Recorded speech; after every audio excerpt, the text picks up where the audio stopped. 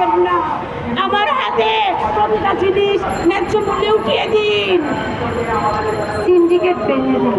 যে সিন্ডিকেট চলছে, এই সিন্ডিকেট আমাদেরকে ধ্বংস করে দিচ্ছে। আমার বোনেরা, আমার মায়েরা না খেয়ে থাকে, এই সিন্ডিকেট ভেঙে দিন।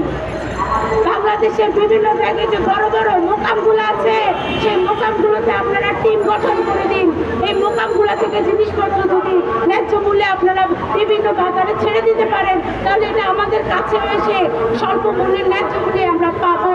আপনারা এই মোকামগুলোতে সরকারি টিম বসান।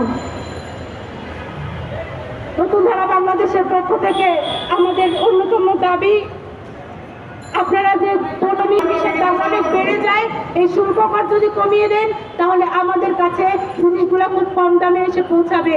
এবং পণ্য খোলা বাজারে পণ্য বেশি বেশি আপনারা আমাদের কাছে পৌঁছে দিবেন, কারণ পণ্য যদি বেশি বেশি বিক্রয় করা হয় খোলা বাজারে, তাহলে আমরা কম দামে সেটা কিনতে পারবো। সর্বোপরি সরকারের পক্ষ থেকে বাজার তদারকি ব্যবস্থা করেন।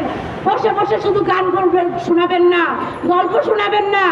বাজারগুলোতে হাঁটেন, বাজার নিয়ন্ত্রণ করেন, তদারকি করেন। কি পণ্য কোন দামে আসে, কি পণ্য কোন দামে আমরা কিনছি, সেগুলো তদারকি করবেন। আপনাদের গল্প শুনতে আমাদের আর ভালো লাগছে না। স্বাধীনতার 54টি বছর পার হয়ে গেল, গল্প আর শেষ হয় না। বাংলাদেশের মানুষকে বাঁচান। যদি বাংলাদেশের মানুষকে বাঁচাতে না পারেন, তাহলে সত্যিকার অর্থে সাধারণ জনগণ আপনাদেরকে জুতা পেটা করে নামিয়ে দিবে। কারণ আমি মনে হয় আমার মতো সাধারণ জনগণ কতদিন না খেয়ে থাকবে বলতে পারেন? আপনারা তো সকালে একটা খাবার, দুপুরে একটা খাবার, বিকালে একটা স্ন্যাক্স, রাতে আবার খাবার খেয়ে ভালোই আছেন। কিন্তু আমার বোনেরা ভাইয়েরা তো ভালো নাই।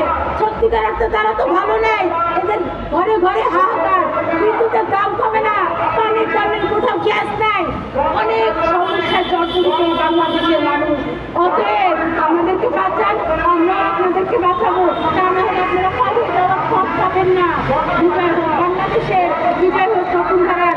আজকে নতুন ধারা বাংলাদেশের ডাকে এই শুক্রবারের বন্ধের দিনে যারা আমাদের সাথে এসেছেন, ঐক্যবদ্ধ হয়েছেন, তাদের সবার প্রতি ভালোবাসা